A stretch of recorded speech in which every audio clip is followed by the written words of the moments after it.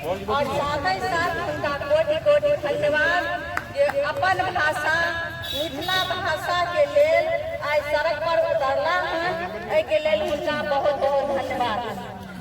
सरकार हमेशा अपन भाषा के हमर भाषा के दबावे के प्रयास कला और करते रहल। समय समय पर जखन वोट के काज करते तखन वो यूज करत, चाहे वो कोई भी घटना हो अष्टम भाषा में मैथिली के घुसल गेल, लेकिन हम सब एकर फायदा नहीं लेलो। कतौ नहीं कतौ हमरा सब में कमी केना या जे हम शिक्षक के नाते सरकार हमेशा हमरा सबके कहे छथि, निर्देश दै छथि जे मातृभाषा में पठन पाठन के काज करू आ हम सब प्रयास भी करै छी। लेकिन जन जन में जे मैथिली के लगाव या मैथिली भाषा के लगाव या वो सुसुप्त अवस्था में जा रहल अछि।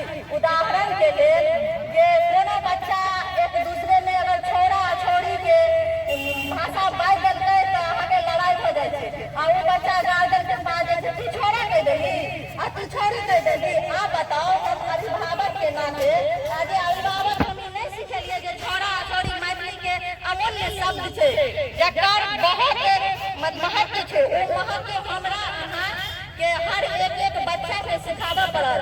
बच्चा के सिर्फ मैथिली के नारा लगेने से ई कहियो सफल नहीं भ सकैया।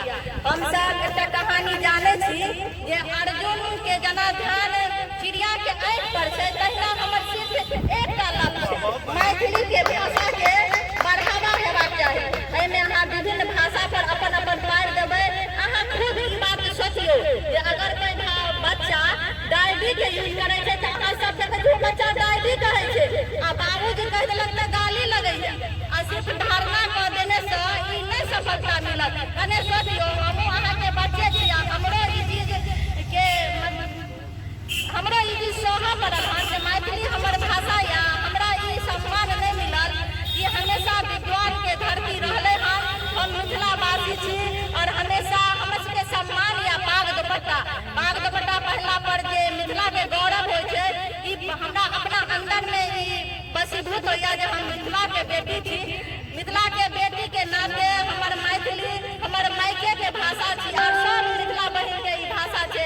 मायके के पुरना कपड़ों से कते लगाव होइ छै अहाँ सब जानै छी, तो हम केना ने प्रयास करब, केना ने जानब जे हमर मैथिली भाषा बढ़े। एहि के लेल अहाँ सब सहयोग करी। जनप्रतिनिधि होए के नाते अहाँ सबके पावर भेटैया तखन यूज करियो। सिर्फ विरोधी में आबि के बजला से फायदा नहीं मिलत। जखन अहाँ सत्ता में रहबै तो मैथिली कहबै आ सत्ता में जेबै तो इंग्लिश बजबै तो ऐसा फायदा नहीं मिले वाला है। हमारा बात के अदरवाइज नहीं ले, हम बेटी छी, विशेष तो सब विद्वान छी आ सब एक दूसरे के जानते छी। विशेष की कहूँ बहुत बहुत धन्यवाद कि मैथिली के लिए एते बड़का आयोजन चला, हमहूँ एहिमे सहयोगी बनलहुँ। एहि के लेल हमरो अपना के धन्य महसूस करै छी। बहुत बहुत धन्यवाद।